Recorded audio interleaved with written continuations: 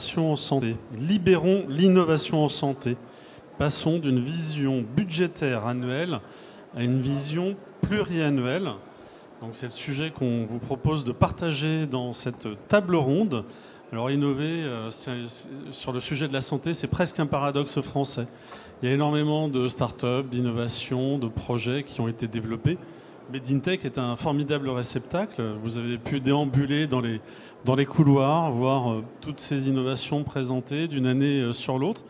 Et finalement, peu d'entre elles arrivent à aller au bout, aller au Graal aujourd'hui. Alors on a eu des initiatives qui ont été enclenchées avec l'article 51, avec les super pouvoirs que vous avez pour libérer, en tout cas, un champ de contraintes le temps d'une expérimentation.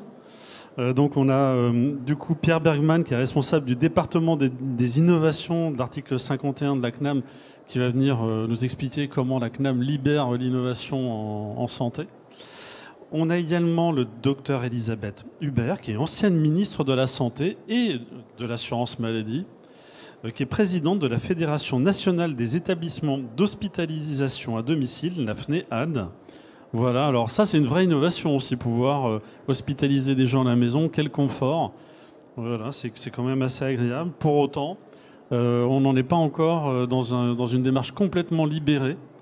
On va y revenir. Et puis, on a aussi Lamine Yarbi, président de la Fédération des hôpitaux privés, la FHP, président aussi du groupe Cap Santé, donc c'est à la fois du vécu en tant que patron d'établissement de santé, et puis de représentant de sa filière. Et donc ça lui parle aussi. Alors je sais qu'on est dans un moment parfois un peu, un peu particulier dans l'année, où on découvre des prix sur des évolutions de tarifs. Et là, on est très loin de la vision pluriannuelle, là, pour le coup, hein, très très loin. Donc pour innover, quand vous découvrez à quelle sauce vous allez te manger dans 3 semaines, hein, c'est ça. C'est pas là, on est en plein dans le paradoxe français, pour le coup, je crois. Et puis, on a aussi des innovations poussées par l'industrie. Et là, François va nous en parler, donc président de J&J MedTech France. Voilà, alors pour le coup, c'est aussi un vécu très concret, très opérationnel, très terrain.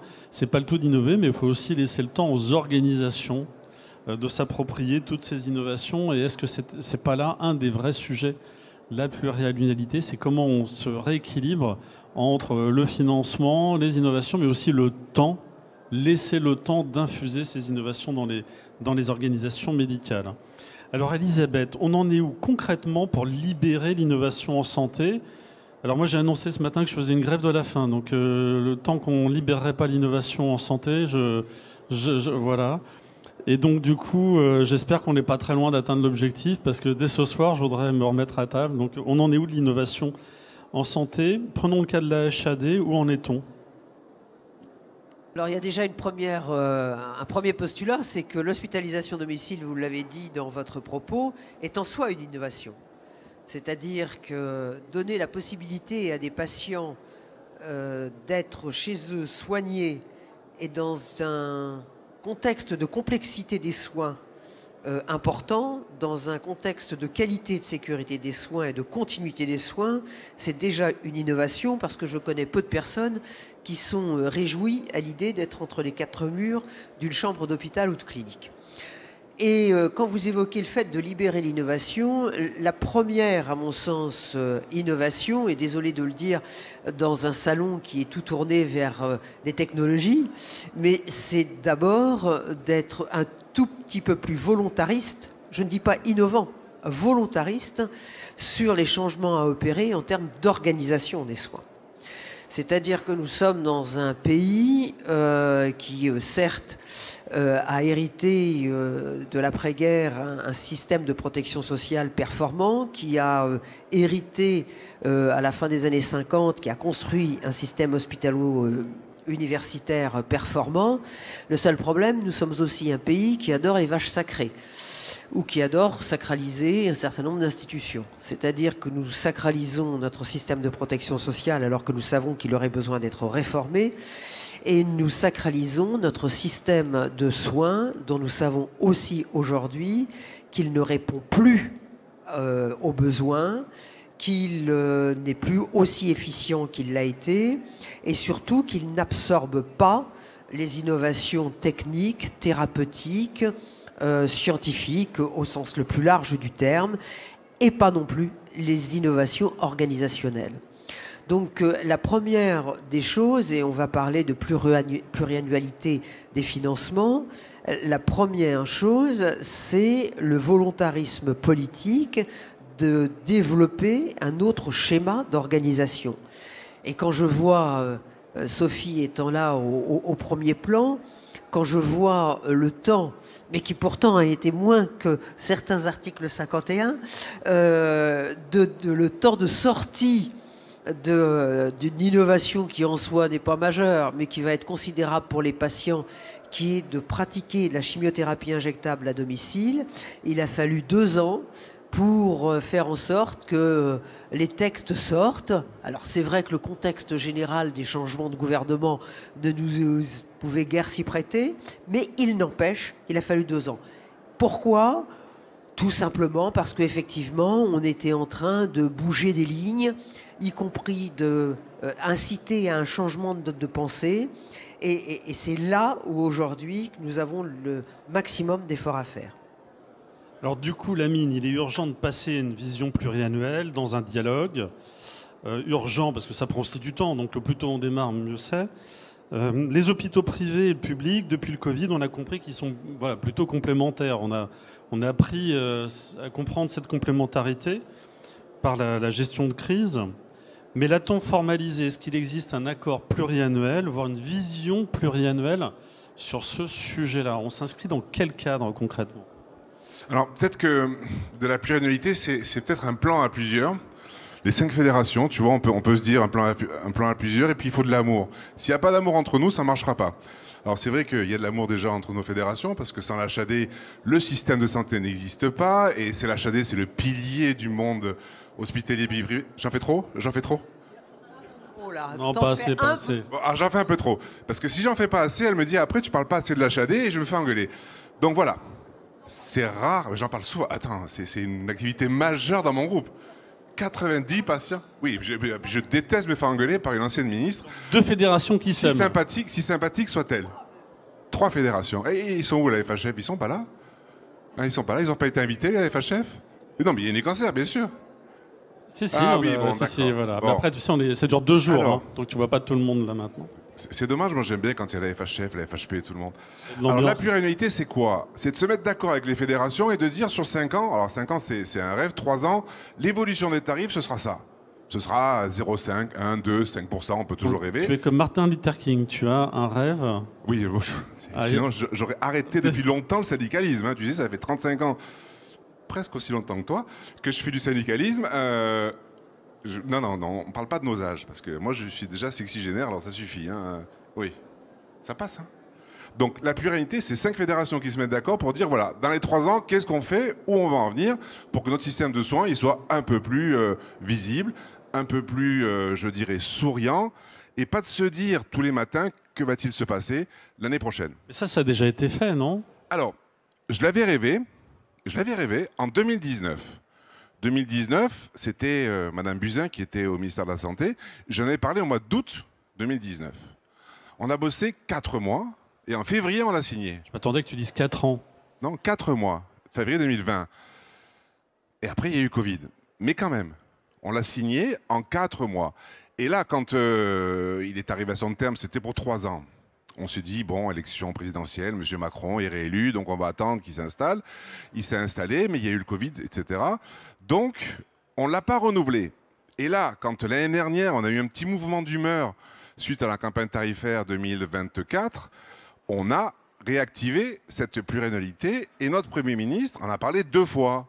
Parce qu'il y a eu 2 discours de politique générale, enfin, un discours de politique générale et 2 sur le PLFSS. Il a parlé 2 fois. C'est énorme.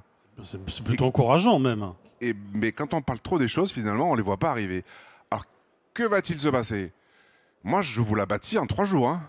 On prend un effet volume, on prend une inflation, on prend un tarif attendu. Toi, tu veux toujours beaucoup plus que les autres. Et d'ailleurs, tu as toujours beaucoup plus que les autres. Parce que, voilà. Non, mais en plus, elle n'est pas contingentée, elle est fait volume. C'est-à-dire que plus elle bosse, et plus ils sont contents. Mais plus il y a d'économies, c'est magique son système aussi. On te l'a retenu, quotient prudentiel? Ah, c'est pas gentil, ça. Non, c'est pas gentil. Oui, je vais le dire après. Mais c'est compliqué le coefficient prudentiel. Le prudentiel, c'est la somme d'argent qu'on vous présente en début de campagne et on vous le rend si vous ne dépassez pas les volumes. Et cette année, la FHF a dépassé les volumes, donc on ne nous l'a pas rendu. Ouf. Bien. Campagne tarifaire négative. C'est fantastique. Oui, c'est fantastique. Mais on y croit. Donc voilà, moi je suis capable, avec les copains, copines, là c'est surtout copines, de pouvoir le faire en 3 mois. Donc qu'est-ce qu'on attend? On attend que ce matin, notre ministre, il l'a dit, qu'il reste plus que 4 mois. Il l'a dit ce matin. Parce que En fait, il faut que le ministre reste plus de 4 mois oui. pour qu'on puisse moi, j'ai connu en 24, faire la réflexion qui dure au minimum 4 mois. J'ai connu en 2024 4 ministres de la Santé. Toi aussi, tout le monde. 4. C'est le record absolu. Il faut se mettre à leur place. Hein. Quand il reste 3 mois à un ministère, ils se disent mais qu'est-ce que je vais faire? Comment je vais pouvoir continuer à bosser? On espère qu'il y aura de la stabilité parce qu'en plus, le couple, enfin, c'est pas un couple, mais Madame Vautrin et Monsieur Noder fonctionnent bien. Mais maintenant, il faut qu'ils avancent un peu leurs idées qui sont les nôtres. Donc on va rester positif, on va se dire qu'on va dépasser les 4 mois, donc c'est minimum 4 mois. Donc finalement, s'il reste 6 mois, on peut le faire. L'intérêt d'être syndicaliste, c'est que nous, on est là, on a l'éternité. Hein. Dire, tu sais, nous, on est chez nous, tranquille. Moi, je rentre chez moi après. J'ai mes boutiques qui sont là. Et par contre, je veux dire un truc, parce que je suis un peu pas toujours d'accord avec toi, Elisabeth, sur tout va mal. Non, le système de santé.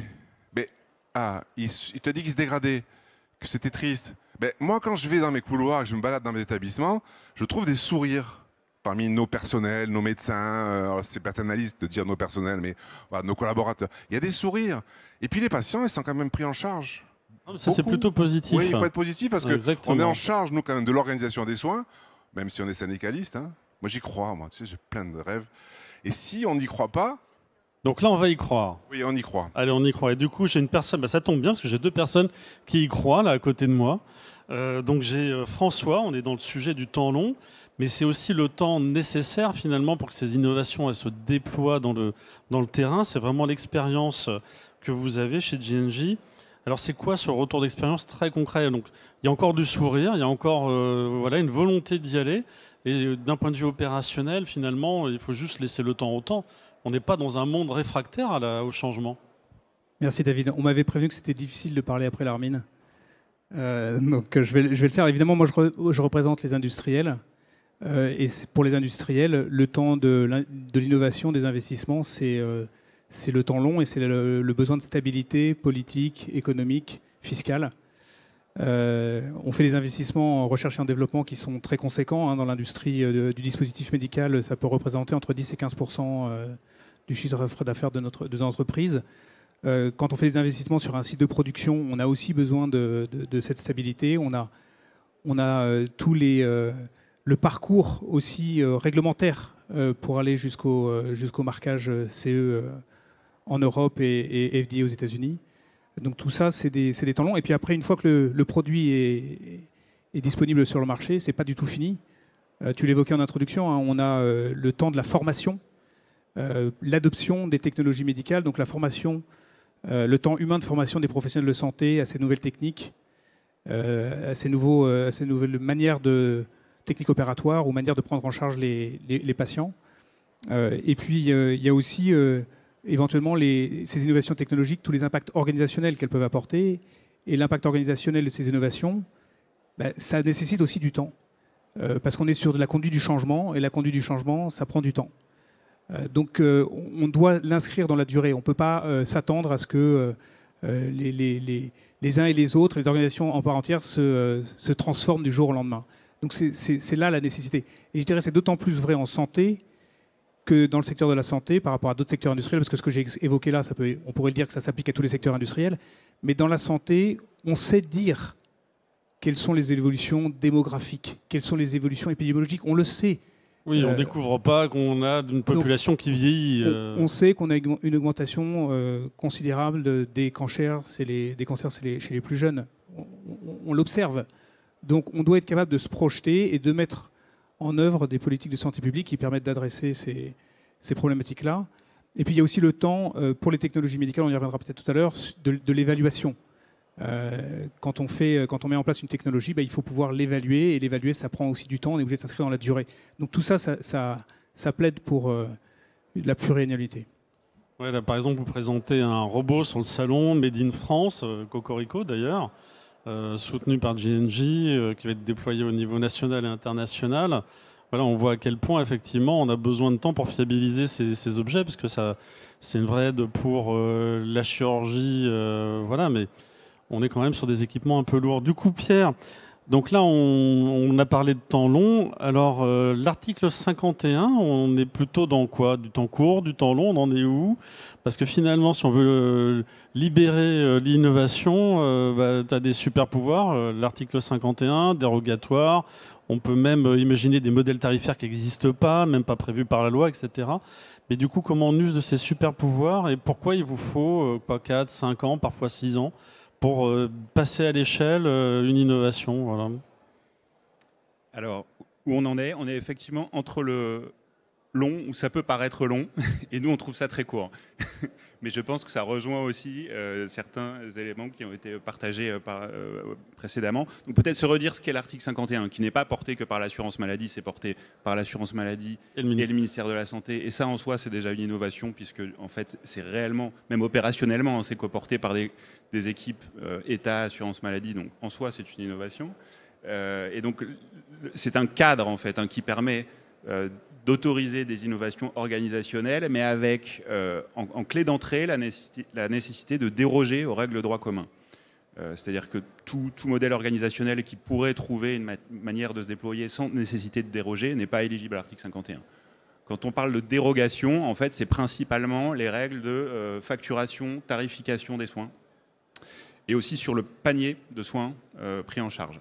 Donc, en définitive, c'est une entrée qui est financière, mais on le sait tous, ces règles de facturation, ces règles de tarification, quelque part, elles drivent la manière dont sont organisés les soins. Exactement, elles sont très structurantes. Donc c'est ça. Il a été instauré par la loi de finances de 2018, donc il est opérationnel depuis 2019. Il a connu une première année surtout d'installation du dispositif, et donc on peut se dire qu'il a aujourd'hui 5 ans de vie derrière lui, ce qui est peu, mais en même temps, il y a matière à faire un premier retour d'expérience. Exactement. Et on arrive finalement à la fin d'une première phase, parce que les expérimentations qui ont été autorisées dans l'article 51, elles ont une durée maximale de 5 ans. Pour la plupart, elles sont sur 3, 4, 5 ans, effectivement. Et donc, on arrive là à la fin d'une première... C'est la fin de la première génération, en fait, de ces expérimentations autorisées. Et donc, on est dans une période un peu charnière où on va pouvoir commencer à faire le bilan de, finalement, qu'est-ce que ça a donné? Est-ce que l'article 51, aujourd'hui, ou avec cette première génération d'innovation autorisée, contribue à changer le système? Quelques chiffres peut-être? Oui, quelques chiffres pour vous donner une idée. Alors, il y a eu quasiment 1300 projets formellement déposés auprès de l'article 51. Donc quand je dis formellement, c'est-à-dire que de la part des porteurs de projets, il y a eu au moins une formalisation via un cahier des charges, une forme de lettre d'intention sur l'organisation proposée. Donc en soi, c'était déjà satisfaisant de voir ça, puisqu'on voit bien qu'il y avait un besoin. Et là, je rejoins justement quelque part le facteur optimisme, c'est-à-dire que malgré le fait que le système soit particulièrement sous tension, sous pression, il y a des professionnels partout, à différentes échelles, qui ont des idées et qui ont envie de proposer des choses. Et donc 1300 projets proposés et déposés, c'est conséquent. Il y a une envie. Oui, complètement. Sur ces 1300 projets proposés, en définitive, on a 156 expérimentations qui ont été autorisées via un arrêté et donc qui sont rentrées dans l'article 51, donc un peu plus de 10%. Voilà, 156 sur les 5 ans, en gros, avec une montée en charge qui a débuté très vite et donc un flux continu. On ne fonctionne pas par fenêtre ou par dépôt de projet, c'est un guichet ouvert en fait, l'article 51. Aujourd'hui, sur ces 156 expérimentations, on en a environ 70 qui sont terminées. Et donc un peu plus de 80 qui sont toujours actives à des stades différenciés. Et donc ce qui est intéressant aujourd'hui, c'est de se dire qu'est-ce qu'il advient de ces 70 expérimentations terminées? On en a une moitié pour qui, globalement, l'histoire s'arrête là. Et finalement, c'est pas forcément choquant puisque c'est de l'innovation. Et dans toute innovation, il y a une forme de prise de risque et pas forcément de garantie de succès. Et quand on dit que l'histoire s'arrête là, alors parfois les bonnes idées n'ont pas trouvé à se déployer et finalement le porteur de projet, l'innovateur, arrête de lui-même. Mais c'est aussi, et parce que c'est un des éléments fondamentaux de l'article 51, toutes les expérimentations sont évaluées, puisque c'est fondamental. L'idée étant à la fin de l'expérimentation de se dire il faut qu'on ait des éléments objectifs pour se dire quelle va être la suite, est-ce qu'il y a un débouché pour ce modèle organisationnel. Donc une moitié des 70 pour qui c'est stop, et ensuite l'autre moitié, donc environ 30-35 expérimentations. Sur celle-ci, on en a aujourd'hui 4 qui ont été disséminés à plus large échelle et qui sont entrés dans le droit commun. On n'est pas encore complètement libéré alors. Complètement. On peut se dire que c'est très peu. Et en fait, ce qui est intéressant, c'est de regarder les autres. La grosse trentaine, qui se trouve aujourd'hui, mais pour une période assez courte, dans ce qu'on appelle, nous, une période transitoire, qui est finalement un dispositif qui a été rajouté après la création de l'article 51, où en fait, quand une expérimentation est évaluée positivement, tous les feux sont au vert. Il ne suffit pas, on le sait bien, ils ne sont pas passés par l'article 51 pour rien. Et en fait, si on veut les disséminer plus largement, les faire rentrer dans le droit commun, il faut un temps d'adaptation. Alors évidemment pour les professionnels, mais en fait beaucoup pour nous. C'est-à-dire que ces objets, ils viennent nous brusquer, nous, administration, puisqu'en un sens, si on veut les accueillir dans le droit commun, il faut des mesures réglementaires, des mesures législatives, il faut faire évoluer nos systèmes d'information, il faut parfois passer par les négociations conventionnelles si ça relève des discussions avec les professions de santé libérale. Et donc, une période de 18 mois qui, elle aussi, est très courte pour mener tous ces travaux en parallèle et trouver un débouché. Donc voilà, on n'est pas loin de pouvoir en voir les premiers effets, mais malgré tout, c'est 5 ans et c'est clair, aujourd'hui, on n'en voit pas encore grand-chose et on peut trouver ça long. Donc c'est pour très bientôt libérer l'innovation avec l'article 51, en tout cas dans l'année et demie qui vient. On est dans cette période charnière, on va pouvoir mesurer les bénéfices de tout ça. François, concrètement, l'innovation, c'est une source d'efficience, de performance pour le système de santé, qui prend tout son sens à travers une vision pluriannuelle. Alors comment on gère ce grand écart quand on va vers le marché au quotidien ? Alors, déjà, le système de santé essaye de faire plus avec moins de ressources, ou en tout cas avec pas plus de ressources. Donc la question de l'efficience, c'est la question qui est posée ici, c'est comment est-ce qu'on arrive à produire plus de soins de même qualité, voire de meilleure qualité, avec un niveau de ressources qui est contrôlé. Et c'est là que la solution, ça peut être la prévention, hein, quand on s'inscrit dans une démarche pluriannuelle, dans une démarche de santé publique, la prévention fait partie des outils qui doivent être mis en œuvre. Et il y a des innovations, en prévention, mais ça peut être aussi des innovations évidemment technologiques pour améliorer la qualité des soins, en réduisant par exemple les complications, en diminuant la durée médicale de séjour, avec tout l'impact que ça a sur la société. En fait, avec la reprise d'une activité, du travail qui est plus rapide, on a des exemples. Hein, on pourrait parler des TAVI. Hein, historiquement, quand on est passé de la chirurgie cardiaque ouverte au TAVI, on a eu un impact très fort sur le système de santé qui mériterait d'être reconnu et évalué plus profondément. Et puis on a aussi tout ce qui est optimisation des parcours de soins et tous les bénéfices en fait médico-économiques. Et là, c'est vraiment pour moi un point très important. On parlait tout à l'heure des parcours de soins en chirurgie robotique du genou. On a des systèmes qui permettent en fait d'optimiser ces parcours de soins, d'avoir une reprise de la marche plus rapide, d'avoir moins de complications, moins de reprises, moins de révisions. Et comment est-ce que tout ça est pris en compte par le système? Et donc il faut des systèmes d'évaluation, et c'est là où je rejoins ce qui a été dit sur l'article 51, où on décloisonne en fait les évaluations, on sort de l'acte et on parle de parcours de soins et de prise en charge du patient. Dans la chirurgie robotique du genou, aujourd'hui le système qui est sur le stand ne nécessite pas d'avoir un scanner préopératoire. Et pourtant quand j'en discute avec les centres, certains me disent ah bah oui, mais un scanner préopératoire c'est source de revenus. C'est source de revenus pour le centre et c'est un coût pour le système de santé. Donc comment est-ce qu'on casse ces silos pour regarder dans son ensemble une meilleure prise en charge du patient? Je pense que ça, c'est un des enjeux essentiels de l'innovation. Et donc il faut créer ces conditions d'évaluation médico-économique. Donc l'avant, le pendant, l'après, évaluer une vision d'ensemble de cette évaluation. Du coup, le monde change, mais les compétences, est-ce qu'on a vraiment envie de faire bouger les lignes, la mine? Est-ce qu'on est dans l'illusion du mouvement, alors qu'il y a des opportunités très concrètes à saisir? Je sais que ta fédération a pas mal d'idées pour améliorer l'efficience, etc. Donc c'est aussi un moyen pour être plus efficace globalement. C'est pas que discuter des prix. On a plein d'opportunités à saisir. Cette vision long terme, elle est multifacette. Alors, discuter des prix, oui. Moi, la seule question que je pose, moi, des robots, j'en ai un certain nombre dans mon groupe, et c'est bien. toute façon, les chirurgiens, ils t'expliquent que sans ça, ils ne peuvent pas travailler. Et puis les jeunes qui sortent aujourd'hui, s'ils n'ont pas le Da Vinci, ils ne viennent pas chez toi, ils vont en face. Donc on a tous des Da Vinci et on ne peut pas fonctionner sans. La seule question que je pose, moi, c'est le côté médico-économique. Est-ce que j'arrive à équilibrer? Alors, la question que j'ai posée pour ton robot, c'est combien il faut poser d'implants? Tu me dis 200, ok, ben ça va, 200, je peux te les faire parce que je pose 1000 genoux sur un site. Donc je peux me payer ce robot. Là, il se pose quand même la notion d'égalité aux soins. Si je peux me payer un robot, le copain d'à côté qui a moins d'activité ne peut pas se payer un robot. Donc il n'a pas de robot, donc le patient est moins bien soigné. Pareil pour le Da Vinci, pareil pour tous les robots. Donc moi, ça me pose un problème quand même, c'est qu'on ne peut pas financer l'innovation avec nos tarifs aujourd'hui. On ne peut pas. Alors ça nous intéresse, nous les garçons, je prends toujours cet exemple, et là on commence à baisser la tête, sur la prostatectomie. Il vaut mieux que ce soit un robot. Je te le dis, tu es jeune toi, mais un jour peut-être tu auras la question. Je note. Il vaut mieux. Si tu as le robot, c'est plus simple pour les suites. Et puis surtout, le chirurgien, il va tellement grand qu'il fait plus méticuleux. Pas trop d'erreurs. Voilà. Mais si tu veux, si tu peux pas te le payer, eh ben, c'est quand même un problème d'accès aux soins. Et ça me gêne. Parce que sur chaque acte, je perds 2000 €. Alors on s'en fout, macro, mais quand même, ça pose un problème d'accès, d'égalité aux soins. Donc moi, ça me chagrine. Et il faudrait que l'article 51, c'est ce que tu disais, que ça rentre dans le droit commun. C'était le but. C'est que les innovations, les idées... Alors moi, je ne suis jamais rentré dans le 51 parce que j'ai déjà du mal à boucler mon budget tout seul. Mais bravo aux 1300 pionniers qui sont rentrés là-dedans. 176 élus et 70 qui restent.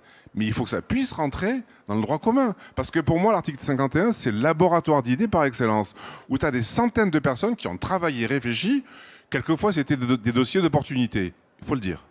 Dossiers d'opportunité, vous les avez écartés, c'est parfait. Parce que l'opportunité, moi, ça me fatigue un peu. C'est-à-dire, il y a un intérêt, on y va, sinon on n'y va pas. Non.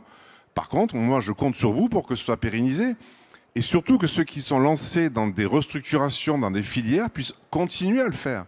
Sinon, tu vas générer de la déception et, je dirais, de la non-qualité des soins. Alors, sur l'efficience, nous, on est efficient parce qu'on a un budget qui est contraint. Voilà, c'est tout. Et quand tu as un budget contraint, ben, tu fais attention. Il faut qu'on rentre dans les clous. Mais finalement, vous dites un peu la même chose avec François, parce que le sujet qui était évoqué, c'est de pouvoir faire cette évaluation un peu globale.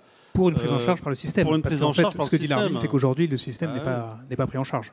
Donc, du coup, on est bien sur cette idée de vision un peu globale d'évaluation.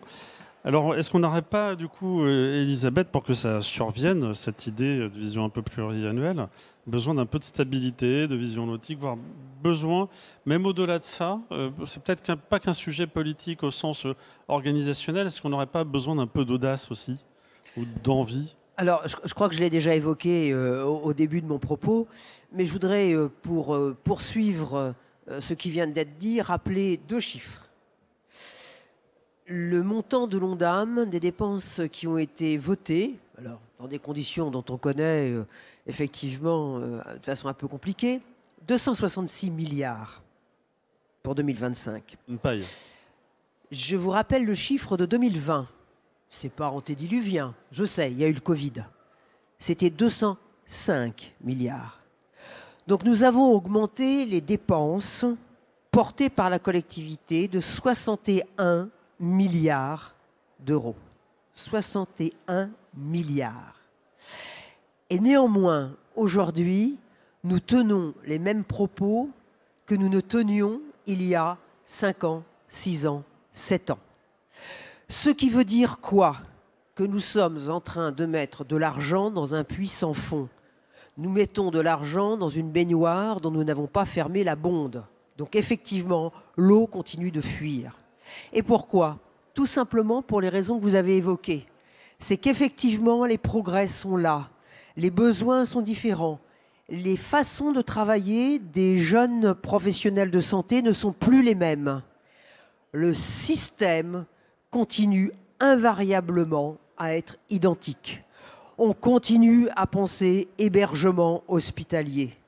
On continue à penser, tout à l'heure quand vous avez évoqué un certain nombre de sujets, et notamment sur le fait qu'il n'y a pas que le CHU dans la vie, en fait, c'est ça. Pardon ? Il n'y a pas que le CHU dans la vie, alors. Il n'y a pas que le CHU dans la vie, il n'y a pas que le centre hospitalier dans la vie, et il suffit de regarder. Et ce qui prouve qu'on est parfois d'accord avec la mine, et même souvent, c'est tout simplement, certes, le secteur public vous dira « mais nous ne faisons pas tout à fait la même chose que le secteur privé ». Ok, les grands brûlés, les greffes, etc., sont dans des systèmes particuliers. Et je l'admets, bien évidemment, complètement. Ça serait idiot de ne pas le faire. Mais quand on regarde sur des éléments de comparaison, de travail identique, pourquoi est-ce qu'il y a encore des séjours hospitaliers qui sont plus longs?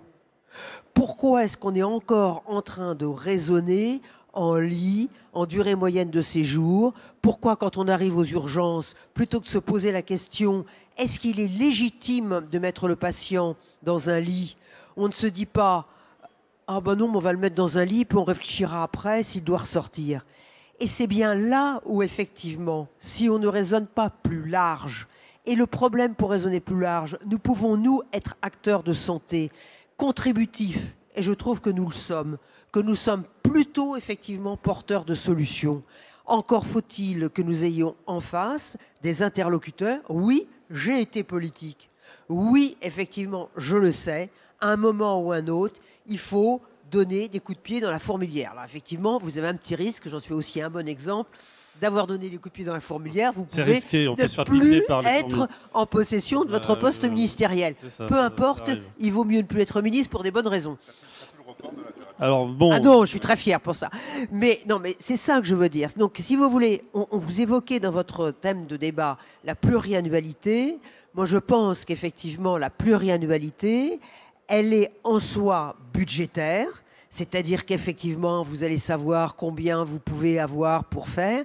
Mais la pluriannualité n'est pas un élément d'innovation organisationnelle si vous n'avez pas un élément qui est un élément en amont, qui est de programmation et qui fait effectivement que sont posées sur la table quelle est la volonté en termes d'ambulatoire, en termes d'hospitalisation, en termes d'innovation technologique et pharmaceutique, etc., etc. Ça, c'est un des enjeux pour l'article 51, du coup, Pierre, justement, prendre un peu de recul. Si on prend la boule de cristal, alors, c'est quoi l'avenir de l'article 51? C'est à la fois un mélange du passage dans le droit commun, donc de 30, et puis demain d'autres encore opportunités. Donc là, on va voir les premiers effets de cette transformation sur le système, parce que je le rappelle, vous évaluez aussi médico-économiquement les impacts, donc c'est aussi de l'innovation au service d'une meilleure efficacité du système. Mais du coup, c'est peut-être aussi l'occasion de reprendre un peu de hauteur et se poser la question, l'avenir de l'article 51, vers où on va? Donc on va faire la séance boule de cristal. Compliqué. Alors, elle est où? C'est la bouteille. Non, effectivement. En fait, c'est un peu à deux étages et ça reste conditionné justement par... Et je rejoins ce qui a pu être dit. En fait, c'est-à-dire qu'on a cette première génération d'expérimentation avec des éléments positifs, notamment d'évaluation, et finalement, on arrive et on amène des objets qui ont fait preuve de leur efficacité, de leur efficience. Mais en fait, l'histoire est loin d'être finie et il est fondamental en fait que maintenant on s'en empare au sens large. Sinon, en fait, l'article 51, ça pourrait faire plouf. Exactement.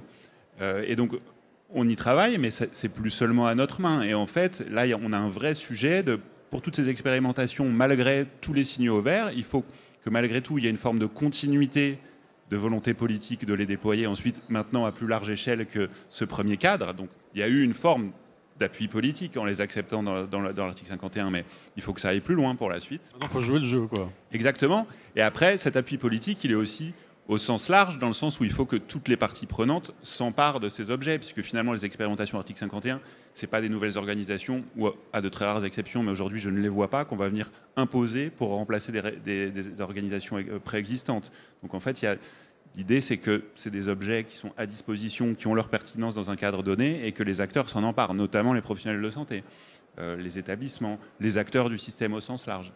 Et donc là, il y a vraiment un enjeu de communication, d'information et de conviction vis-à-vis de ces nouveaux objets qui conditionneront sans doute la suite de l'article 51 en fonction de est-ce que ces objets trouvent un vrai débouché dans la vraie vie, entre guillemets. En termes de retour d'expérience, est-ce qu'il y a des choses qu'il faudrait changer du coup dans la pratique de l'article 51? Alors, ça serait difficile de dire non, je pense. Bien tenté. De toute façon, c'est sans doute intrinsèque à un dispositif d'innovation qui, de toute façon, pour rester lui-même porteur d'innovation, doit évoluer. C'est aussi en lien avec ces 5 premières années d'existence où, fatalement, pour nous-mêmes, on a un retour d'expérience à faire. Et je peux rejoindre des limites du dispositif, notamment sur la longueur de l'instruction de certains projets avant même qu'ils soient autorisés, ce genre de choses, où il faut qu'on améliore le fonctionnement lui-même pour qu'il puisse générer, accompagner l'innovation plus vite, même si on n'ira jamais, sans doute, assez vite par rapport aux attentes. Et du coup, alors, la mine, on est à quelques jours d'une annonce de la campagne tarifaire. Donc j'ai quand même gardé la question pour la fin. J'espère que tu m'en veux pas. Alors comment est-ce qu'on gère un moment un peu singulier tous les ans où on découvre 3 semaines après à quelle sauce on est mangé, sachant que finalement il faut quand même embarquer tout un ensemble d'organisations, penser l'évolution du système dans ces cliniques, etc. Alors comment on fait le grand écart au quotidien? Alors 3 semaines, c'est gentil, c'était l'année dernière, c'était le 15 avril. Et j'ai appris les tarifs dans la presse. Pour te dire la puissance de la fédération, hein. J'ai vraiment été consulté. Premier informé. Oui, dans la presse, 15 avril. Il faut que vous compreniez que à partir du 1er mars, on ne peut plus facturer de séjour. 1er mars. On est bloqué. 15 avril, c'est 1 million de séjours non facturés qu'il faudra facturer à partir du 16. Alors ça, c'est notre cuisine interne. Et puis l'État est riche et bien doté. C'est-à-dire qu'on a des avances de trésorerie. Donc c'est pas un problème d'argent. Comme ça, au moins c'est clair, parce qu'après on va dire que je parle que d'argent et que c'est... Non, la CNAM nous verse par décade la somme que nous devrions avoir, sauf les médecins. Et là, les médecins, ils sont un peu contrariés parce que pendant un mois, ils n'ont pas de rentrée de revenus. Et ça, c'est pas normal. C'est pas normal. Parce que dans le monde hospitalier public, les médecins, ils sont payés tous les mois. Libéraux, ils ne peuvent pas facturer parce qu'on ne peut pas facturer. Donc ça, c'est le premier problème. Le second problème, c'est notre budget. Quelle va être la hausse ou la baisse? Moi, j'ai connu pendant 5 ans des années noires, c'était il y a longtemps, où on avait des baisses de tarifs chaque année. Là, on parle d'une hausse.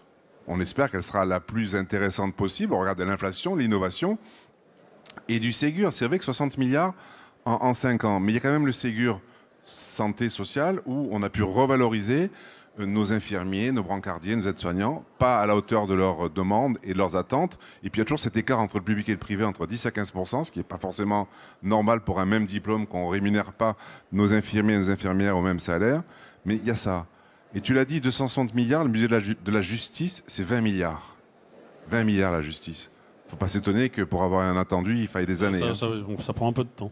Donc, on attend la campagne tarifaire le 1er mars. Le gouvernement, chaque année, découvre qu'il y a un 1er mars. Je sais pas, découvre. Ah ben oui, on arrive au 1er mars, on n'a pas fait le travail, on n'a pas avancé, qu'est-ce qui se passe? On s'inquiète, on s'énerve, on s'agace. Moi, le premier. Et l'année prochaine, ils vont dire qu'on va passer au 1er janvier. Alors, 1er janvier, ça va être sympa parce qu'entre Noël et Nouvel An, on va bosser, tu vois. On va bosser. Alors, il n'y a pas beaucoup de malades dans nos cliniques parce que à Noël, ceux qui sont opérés, ben, c'est ceux qui n'ont pas le choix. Donc ça, c'est vraiment des vrais malades, on va dire, pour caricaturer la période. Donc nous, on va bosser, hein, les syndicalistes, entre Noël et Jour de l'An. Mais alors, je suis pas inquiet parce que du coup, on aura les tarifs en mars, quoi, à peu près. Voilà. Donc, ça va être intéressant. Il faudra que tu me fasses un débrief sur le niveau d'interaction durant cette période. Je suis assez intéressé. Avec grand plaisir, parce que tu sais, nous, on est toujours là. Il n'y a pas que l'hôpital, et tu l'as dit, qu'il y avait la dernière lumière allumée. Nous aussi, on est 7 sur 7. Et je suis fier de ça, parce que c'est vrai que l'hôpital public, évidemment, il a son rôle majeur, mais nous aussi, quoi. Voilà. Et toi, en HAD, nous en HAD, oui, voilà. Et le vendredi soir aussi. C'est des périodes un peu chargées. Le vendredi soir, on aime bien, voilà. Moi, j'ai connu ça dans la télémédecine. C'est des périodes un peu compliquées, effectivement, la fin d'année. Donc, du coup, alors, il n'y a pas que le CHU dans la vie et les territoires. Du coup, elles ont quel rôle à jouer en appui, Elisabeth? Alors, je vais vous dire, c'est que effectivement, moi qui suis pourtant plutôt jacobine, c'est-à-dire, je ne pensais que tout doit arriver par le haut. Voilà, que la politique pour la santé comme pour le reste devait venir d'un élément central, comme quoi c'est pas plus mal de vieillir. Je suis en train de reconsidérer mes positions et je me dis que finalement, heureusement, nous avons de plus en plus de volonté au niveau territorial, qu'il y a aussi une capacité qui n'est pas négligeable, c'est qu'il est souvent plus facile de s'entendre à l'échelle de territoire, encore faut-il bien les déterminer pour que cela soit efficient, tout simplement parce que les gens se connaissent. et que le travail qu'il va y avoir de conduit, c'est d'ailleurs cela qui avait présidé aux idées de l'article 51, c'était que c'était des personnes qui étaient d'horizons différents et qui allaient pouvoir se réunir et se mettre à travailler pour agir, et tout cela dans la même direction et de façon concertée.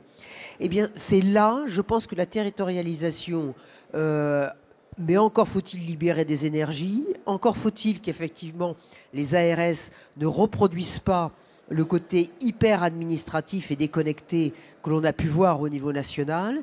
Et je pense qu'effectivement, ces effets de parcours que l'on a évoqués, la capacité que l'on aura à travailler entre ambulatoire et hospitalisation, mais aussi avec le médico-social, car on l'oublie trop, c'est effectivement dans le domaine médico-social que l'on aura, dans un bon nombre de cas, les prises en charge des personnes âgées. Eh bien là, effectivement, à l'échelle du territoire, il y a des choses à faire.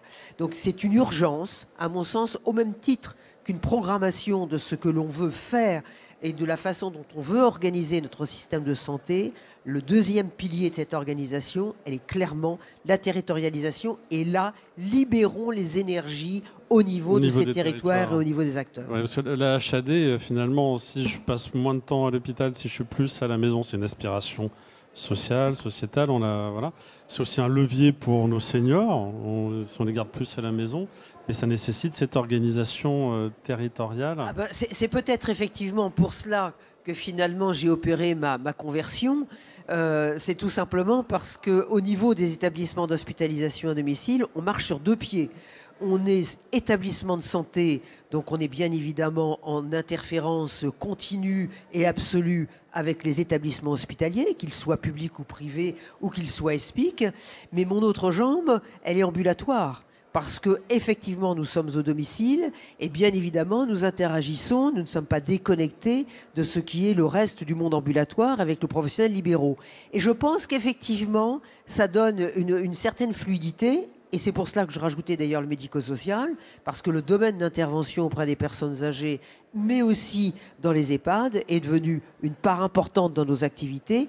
Et on est en train de prouver que c'est possible. C'est-à-dire que la théorie du parcours, la capacité à être fluide et à empêcher qu'il n'y ait des ruptures qui amènent que le patient se dise « mais où je suis, vers qui dois-je aller ?» nous gérons.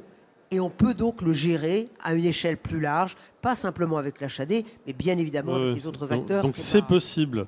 Et là, moi j'aime bien l'exemple du coup qu'on a vu sur ton stand, François, la robotique miniaturisée. Et ça rejoint un point que tu évoquais, Lamine, finalement, l'égalité de traitement sur les territoires, qui n'est pas que des super trucs dans des super endroits, mais qu'on ait la capacité à démocratiser ces innovations. Et je sais que c'est un des sujets aussi au niveau de l'article 51. On a parlé du rôle des pharmacies récemment dans des tests sur les antibiotiques, par exemple. C'est passé par l'article 51. Mais je sais que vous avez à cœur aussi, vous, de démocratiser ces innovations technologiques, organisationnelles, pour les rendre accessibles. Voilà, là, on a vu un exemple de robot. Une seule personne peut le déplacer. On peut le mettre n'importe où sur le territoire, dans n'importe quel centre opératoire. Et là, on est en train de démocratiser une excellence aujourd'hui qui est réservée à quelques centres, d'une certaine manière. Exactement. C'est ça aussi, libérer l'innovation. C'est le rendre accessible à tout le monde. Pas que si le système n'organise pas l'accès à cette innovation trouve son chemin dans le marché, mais de façon sous-optimale.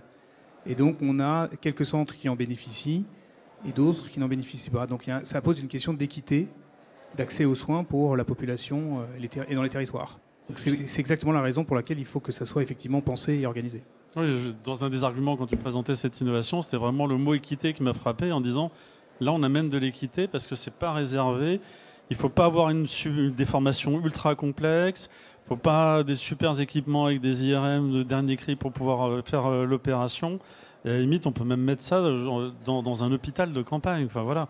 Donc là, on démocratise aussi ces accès. Donc ces innovations, elles sont multifacettes. Donc voilà, on finit sur une touche positive et on a réussi à parler du sujet des tarifs calmement. Donc merci beaucoup, Lavine, et à tous les autres. Donc merci à vous. Vous pouvez les applaudir bien fort.